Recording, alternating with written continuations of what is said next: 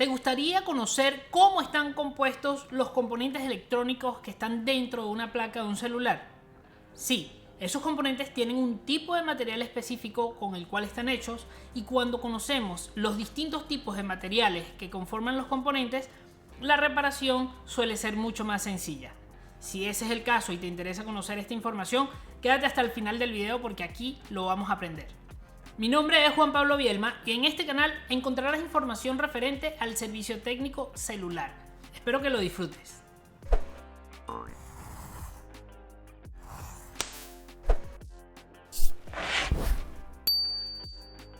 Seguramente en algún punto de tu educación te hablaron acerca de la tabla periódica. Y si no es así el caso, pues te muestro rápidamente de qué se trata. Esto es una tabla periódica interactiva, muy diferente a la que veíamos en la escuela, donde simplemente era una hoja y gracias a la tecnología de hoy en día podemos tener este tipo de contenido. Acá debajo en la descripción voy a dejar el link para que puedas visitar esta página si quieres conocer un poco más acerca de ella. La tabla periódica engloba todos los materiales que existen en el universo y entre ellos están los sólidos, los líquidos, los gases, incluso aquí hay una parte de materiales desconocidos. ¿Ya? No vamos a hablar de ese tema, que no es lo que nos compete, sino que vamos a enfocarnos en tres tipos de materiales. Pero normalmente la tabla periódica nos da información acerca de la estructura atómica de cada material. Por ejemplo, si vemos el cobre, acá nos aparece información referente al cobre. Quiere decir que el valor de cuántos electrones tiene el cobre es 29. Esto es lo que significa este 29. Cu son las siglas las cuales fueron designadas para llamar al cobre. Y bueno, acá aparece el peso atómico y esto que vemos acá que dice 2, 8, 18 y 1 son las cantidades de electrones que existen en cada una de sus órbitas. Es decir, en la órbita 2, en la órbita 1 existen 2 electrones, en la órbita 2 existen 8 electrones, en la órbita 3 existen 18 electrones y en la órbita 4 existen 1 electrón. Y te estarás preguntando, Juan Pablo, no entiendo de qué me estás hablando, no sé por qué estás hablando acerca de esto no es una clase de química, o sí, yo quiero es reparar celulares. Y pues muchas veces tenemos que entender cosas relacionadas con otros temas para que la reparación sea más sencilla. El caso es que todo tipo de material que existe en el universo tiene una estructura atómica. Si no sabes qué es el átomo y la estructura atómica, acá arriba te voy a dejar una tarjeta para que puedas ver un video donde te explico qué es el átomo y cómo está estructurado el átomo. Ve ese video que es muy importante para que puedas comprender lo que vamos a hablar a continuación. Si ya viste el video del átomo y su estructura, puedes continuar con este video porque ahora sí, ya tienes la información necesaria para lo que se viene. Dijimos que solamente íbamos a hablar acerca de tres tipos de materiales. No íbamos a englobar todos los materiales de la tabla periódica porque sería absurdo y no nos compete. Hay tres secciones que tenemos que tomar en cuenta a la hora de hablar de materiales en cuanto a la electrónica. Los primeros son los materiales aislantes. Cuando hablamos de materiales aislantes, hacemos alusión a la cerámica, el vidrio y el plástico. Materiales que aíslan la corriente eléctrica.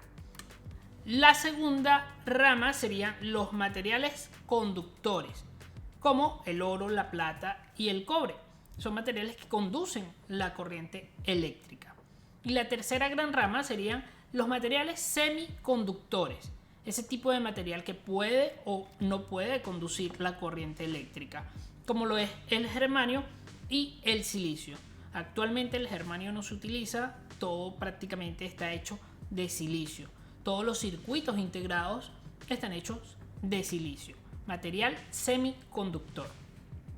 Ahora, cuando nos referimos a un material aislante, lo podemos reconocer a nivel de su estructura atómica gracias a la cantidad de electrones que están en su capa de valencia. Recuerda que lo que nos interesa cuando analizamos un átomo es la capa de valencia y esos electrones que están en esa capa. Por ejemplo, un material aislante como ya dije, la cerámica, el vidrio, el plástico, este tipo de materiales aislantes que no permiten el paso de la corriente eléctrica, en su capa de valencia podrían tener 5, 6, 7, 8 electrones. Eso quiere decir que en su última capa hay una gran cantidad de electrones.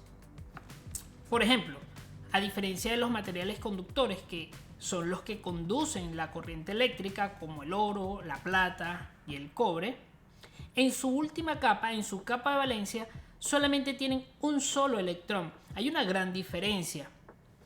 Y los materiales semiconductores, como el silicio, por ejemplo, en su última capa, en su capa de valencia, solamente tienen 4 electrones.